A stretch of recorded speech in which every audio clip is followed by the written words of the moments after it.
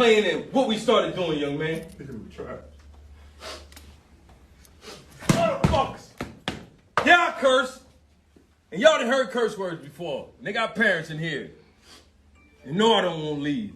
And like I told you, I want all these recruits. But they got some corrupt people in this world, some evil people that don't care about kids like I do. So I want y'all to hear the truth from me. I ain't withdrawing my name. I got the receipts. They got all kinds of stuff going on around here. Hoarding these buildings with nothing but trash in them. You understand me? And Dion was right. And I know I'm right. And they got some people in here who be snitching to their ass. And I work amongst Judas as Jesus walked with him. And I ain't have a problem with it. Because even Jesus prevailed. Sir. And what God got for you, no man can take.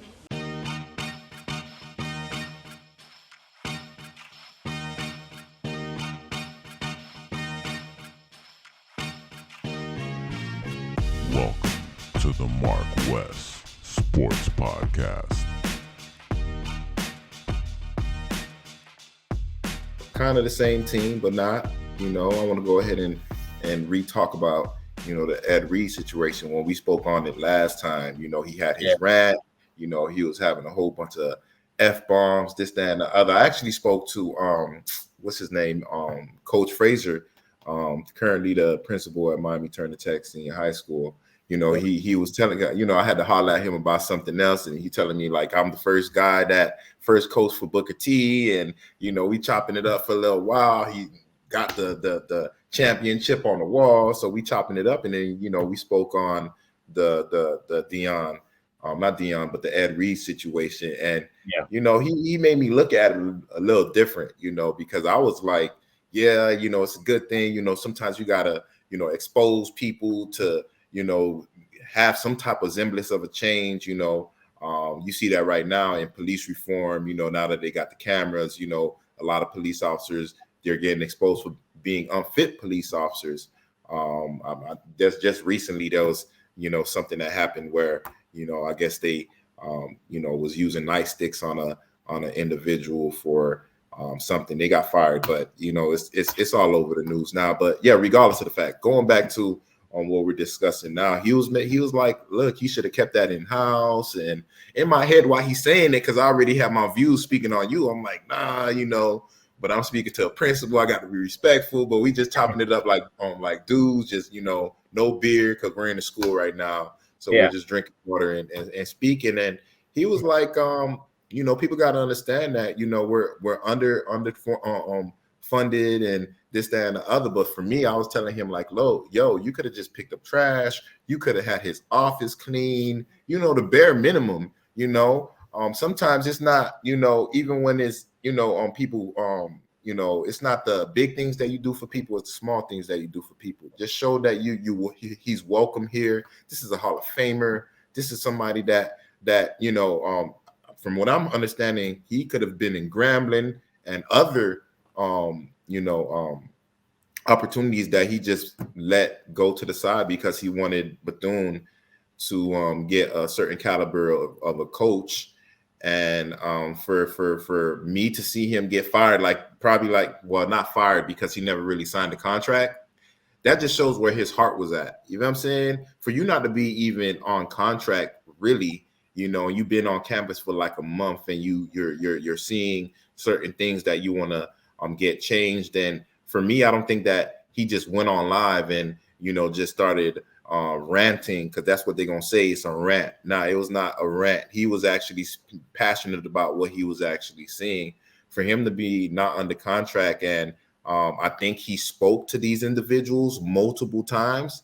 After you speak to somebody multiple times, like, what do you want me to do now? Just keep talking? No, right. You got to find another route. And sometimes exposing people, especially nowadays, this is the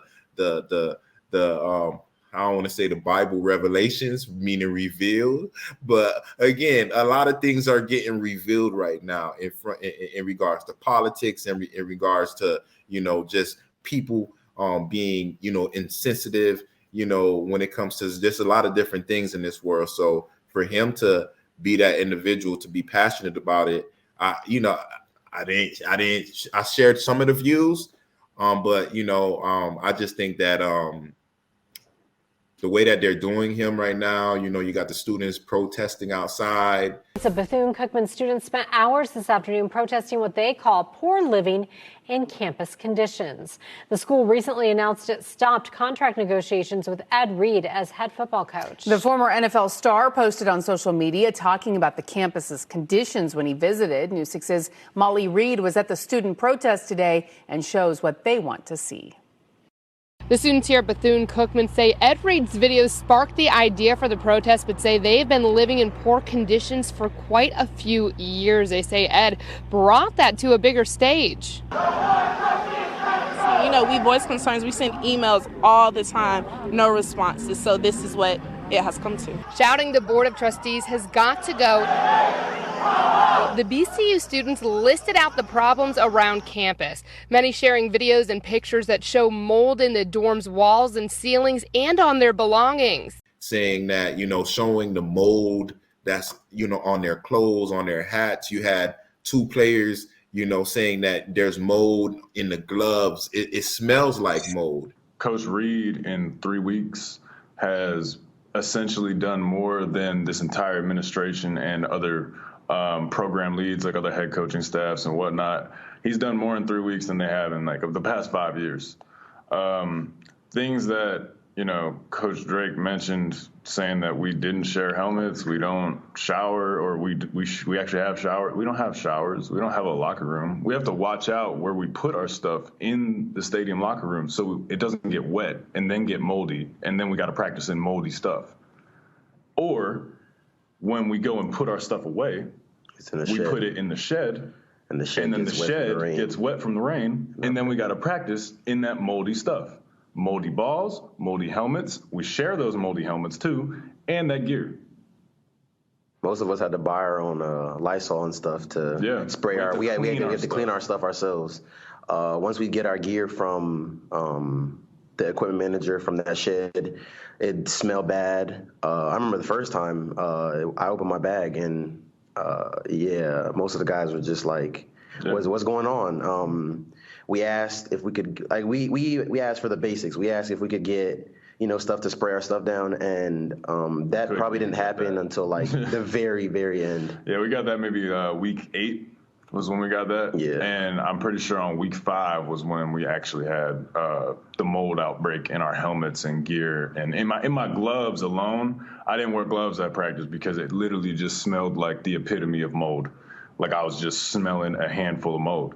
And what makes this even worse is that we had to deal with the conditions when we were displaced. That was even worse. You feel me? Sharing helmets, that have mold in it. They're exposed. They're not just speaking on it. They're showing it. You know what I'm saying? And this is from players on the football team. This is from students on the campus.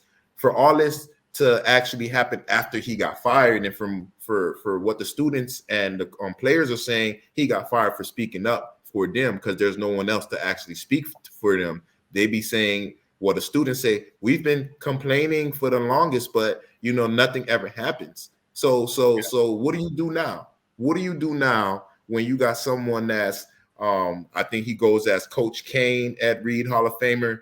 When you have a player like that or a coach like that, an individual like that that has all these accolades to his name, to get treated the way he's treated for actually looking out for your kids, my kids, your kids, the future kids. You send them to school to get a certain education. They're paying money to be over here. It's not like everybody that's at a HBCU got scholarships. Their parents got to pay for these books, pay for the dorms, pay for the space that they're living in, and for the space that they're living in to not be fit. And it's just one thing for me saying it. It's another thing for the kids saying it and showing it. I paid thousands of dollars out of my pocket to be here, and it's not taken care of. The first couple months I was here, I literally was sick because of the mold. The protest comes after former NFL player Ed Reed posted a video on social media. But now I'm out here walking with the football team, picking up trash. Reed was in contract negotiations with the school to become the next head football coach. He was on campus where he says he was met with trash and poor conditions. You know what I'm saying? Because, you know, just like Ed Reed, they took a little, they used this MO. I'm going to expose the trash being on the floor. I'm going to expose this room being like that. You know, I'm going to expose you to the world, especially right now since, you know, the light is shined on them because of Ed Reed. This is the time to actually speak up as well. It's kind of like the Me Too movement. You feel what I'm saying? Like, yo, this is the right opportunity to jump on this because my voice was not being heard when it was just me. So now when it's a group of people speaking on the same topic, maybe some things change. What do you feel about that? Yeah, I mean, my stance has kind of changed, man, because like at first I was like, man, don't put that out there because, you know, it'll be a negative perception of HBCUs. And I speak from experience. I went to HBCU. I went to FAMU, and, you know, it obviously wasn't the best. You know, I mean, my dorm room was small. Kid. It was like I was like on my bed and laying down, and I could literally touch my roommate's bed. That's how close the beds were to each other. And like, in order for me to have more space, because we both had a lot of stuff, I had to go get you know, cement blocks, you know, those cement blocks with the holes in them. Yeah. I got two of those that four of those that we found, and I brought them in the dorm room to raise my bed up just so we can have more space. You know what I'm saying? Like, everybody was sweating the idea though. Everybody was like, yo, look what these dudes did. But that's the type of stuff that we had to do, man. Like, it was, I mean, I don't regret the situation. I love being at FAMU. It was one of the greatest experiences I ever had, but it was not luxurious by any means. It wasn't Florida State, which was right across the street, across tracks, literally. You know what I'm saying? When people talk about across the tracks, it's different across the tracks. There's no better example than Tallahassee, Florida. Tallahassee, Florida is basically split up with train track. One side is quote unquote, you know, nice or white, and the other side is the black side. And literally right in the middle, you got Florida State right there on that side, and you got FAMU on the other side. I mean, that's really kind of when I learned about, because Miami different, bro. Like, Miami is totally like different. It's like it's not even an American city for real. You know, certain big cities, I think, are different from most other cities. Like, this whole country is full of those type of towns, you know, and you really got an idea of what America really is. And America is not Miami. Miami is like glamour, glitz. It's a melting pot. You meet so many people. I got so many friends from different backgrounds, you know, like in these other towns, it's black and white, or you may see a sprinkle of Mexicans here and there, you know, and that's pretty much kind of the majority, I think, of American towns. But anyways, like, yeah, like for me to see, I saw the pictures and the videos myself of the mold and everything. The first thing that went through my head, and I don't even have a child. You got a child now, Wes. Like, the first thing that probably went through your head is probably like, yo, if I see the school that I sent my child to has mold on their sheets, bed, ceiling, you know, the gloves that they playing football in, I'm taking them right out of that school, like, immediately. And I feel disrespected for even having them there for that long, or just, you know, it's just, man, it's just a bad situation. And I think it did need to be exposed. I think it did need to be put out in the light. And you know, maybe the way that he did it, maybe he could have did it differently, but it did need to be done, because now people are talking about it, right? Now people are like, hey, you know, people realize how bad it is with HBCUs. I mean, and these are some millionaires, right? Ed Reed didn't need his money. and they can't afford to pay him. You know, they can't even clean up his office to really kind of, you know, roll out the red carpet for a Hall of Famer that could potentially change the program, not just the program, but the entire school, because that's what football teams do in America, right? Mm-hmm. Football teams change your whole perspective of school. Most people probably think Alabama is probably a really good school educationally just because they got a good football team, and that's not really the truth. You know what I'm saying?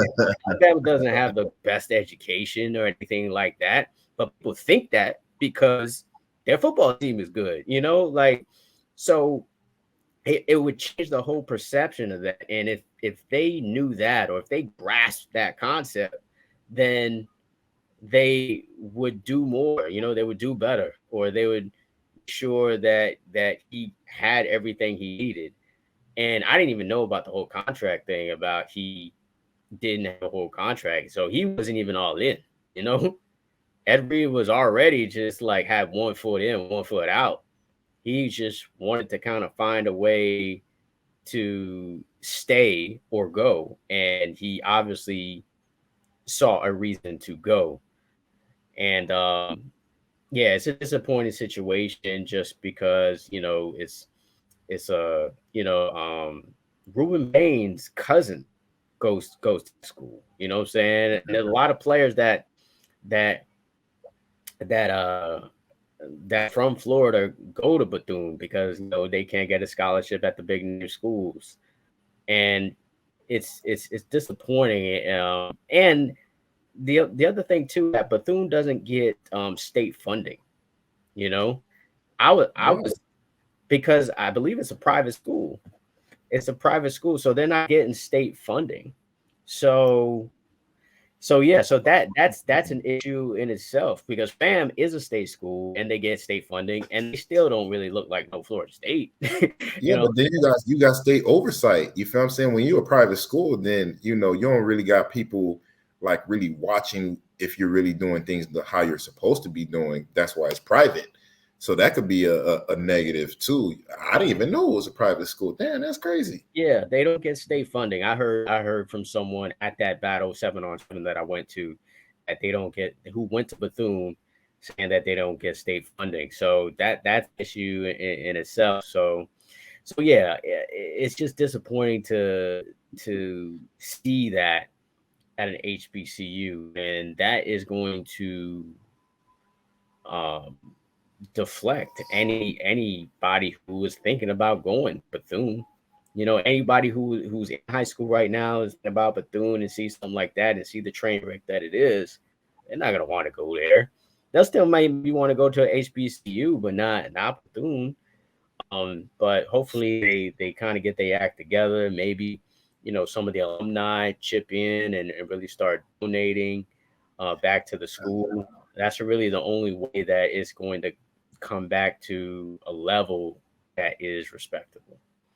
Yeah, you know, the crazy thing is, as far as with the last statement you said, as far as with the alumni donating and stuff like that, when I read a lot of the comments in regards to him being fired, and you know the students talking and speaking out and this, that, and the other, I read a lot of alumni in the comments saying like, we would donate, but you know, we would ask where the money is going, and they would put so much of a hissy fit where they're like, man, here go your money back, because they don't want you to really follow where the money is going. You feel what I'm saying? Yeah. So those people that do donate and turn a blind eye, you know, they're not the ones complaining because they could care less. Sometimes, you know, when you donate, you get that tax break, you know, when you do donations to certain things. So, and you got other people that donate because they're not worried about a tax break. Of course, the tax break is good, but I'm really doing it because my heart is behind this HBCU. Like yourself said, you went to HBCU, you know, and look where you at now. You're the lead editor at CanesCounty.com and Rivals.com. You got a lot of accomplishments that came behind being in that struggling situation, finding ways to find more space in the room, finding you know, sometimes, you know, it's not where you get, is like how you got there. You know what I'm saying? And sometimes the struggling or not having the best situation made you a little stronger, made you a little bit more ambitious, made you a better person. So You know, hopefully, like you said, you know, they could, you know, turn this into a positive, because right now there's a lot of negative light shined on the HBCUs, not just because of Ed Reed, but what Deion Sanders been alluding to the last few years at Jackson State University. So, hey, I'm black, you know, and I definitely want HBCUs to do good. But if you're stealing money, if you're not allocating the money how you're supposed to be, then you know you're just as worse as your I guess Caucasian schools, or you know, predominantly white schools. You know what I'm saying? Because you're basically doing what we do now. You're killing your own. You're stealing from your own. You know, just like black on black crime. You know, we kill each other at a high rate. You know, we're stealing from each other. Like, come on, man, we need to go ahead and expose those individuals that's doing these things. So we'll see. Yeah, I definitely don't want to you know, deter anybody going to a HBCU listening to this, because the HBCU experience is very unique, and it's something that I would do again. I just felt I learned a lot about Black culture. And, you know, me and you, Westwood, we Haitian. We grew up in Miami, right? We're not exactly, we're Black Americans, but we're not from Black culture historically from America, if that makes any sense. Mm-hmm. I mean, so I think you learn a lot about what it is to be Black in America, and what Black people had to do in this country to kind of get here. And it really kind of just blew my mind that we had schools like Florida A&M who was around since the 1800s. You telling me there was a school since the 1800s that yeah, like a lot of these schools are from that far, that are that old, and there were people who were just fighting just for education, because, you know, I don't want to make this a whole history thing, you know, history, but like, you know, because of slavery and because of oppression, like people, you know, because of slavery, it's like you're getting free labor, right? You're getting free labor, and that means you are already ahead of any other races in America because you're getting free labor and you've got all that money. Now you start to build schools, and you're going to put all your money in these grandiose schools, and you say, I don't want these Black people in my grandiose schools, right? So you now have money, and you now have better quality, I guess you could say, education. So that's starting to build for generations, right? So Black people are set back in that respect. You know, like you have to catch up to what has been built by generations of white people due to getting free labor, not allowing Black people to have get into your prestigious institutions.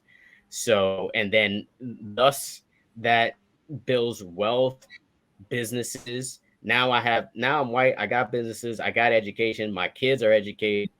And now I can hire more white people for these businesses. I'm not going to hire these Black people because I don't like them for whatever reason, obviously because they're Black.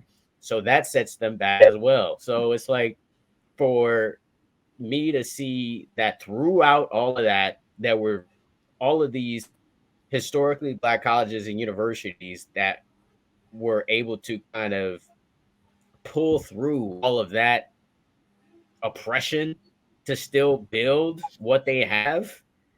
It just gave me more sense of pride of what it is to be Black in America. And then not only that, you just meet people from all over the country. You know, Miami Black people a certain way, Black people from LA are different. I met Black people from Alaska, bro. Like you meet people from all over the country, so you get to kind of experience different type of Black people, and then you kind of realize how different Miami is from everywhere else. We always say that. Yeah, because people from outside of Miami, they would recognize I was from Miami off top. They would be like, Miami, huh? I'm like, yeah, how you know? You know what I'm saying? Because I don't know. It's a certain kind of way, I guess, we carry ourselves. We're used to everything. We're used to the limelight. We used to, like, I mean, I went to clubs and Trick Daddy was there and I didn't blink. He was just like a regular, like, and Rick Ross the same way. Like, I used to see him, I used to see Trina driving around, like, and this was like in like the 90s, early and 2000s, and for people outside of Miami, that's like a big thing, or especially like small towns in Florida, like that's like a huge thing. But anyways, but other people from big cities, you kind of connect with them. You kind of be like, okay, their life is kind of similar to yours, so to speak. Everybody's different, but like you're used to the big city life, so you kind of connect on that level. But yeah, HBCU experience is just amazing. It's and I wouldn't want to talk bad about the experience at all. And I just want to make sure that if anybody who's thinking about HBCU, definitely go do it. But just make sure you check the facilities and make sure if there's mold in it. Yeah, definitely. Yeah, me, I was like, as far as what HBCUs, I didn't care. I was not even thinking, living a certain lifestyle when I was younger. I was not even even though I got good grades, I was not even thinking about college more so. So, I didn't take the SATs. I didn't do anything. You feel me? I just went to Dade. They take that placement test. They score you, and I graduated from there. But, I was not really worried about the life. I kind of like the way Miami-Dade was. You go in, you do your shit, and you get out. And, for what you were just talking about, Miami is a certain city. Is bright lights. It's a different city. So maybe these other cities that's like you say, FSU on this side and you got the HBCU on this side. Maybe it's like that over there, but over here, I could go to Miami-Dade, do my shit, and then I'm going back to the limelight. You know what I'm saying? Yeah. So that's a difference. So, but yeah, man, enough about the HBCUs, college. Right now, we'll go ahead and transition into same sport,